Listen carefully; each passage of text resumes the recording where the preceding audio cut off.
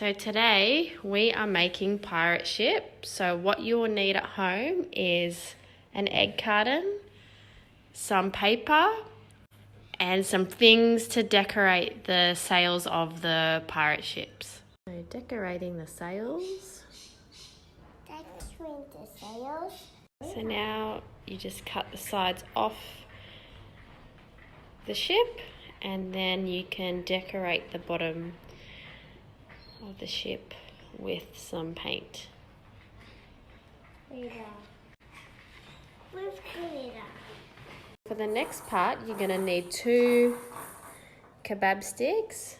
Now, it's a good idea to get mum and dad to help you with this one because they're quite sharp. And we're going to cut the sails to size. So we've just cut this one so it fits onto the kebab stick. So Esther's going to cut the next one. Yes. And then we're going to stick them on to the ship. So make sure we leave the end with the pointy end that's going to go into the egg carton to make the sails stand up. And all you need to do is just stick the kebab stick into the egg carton.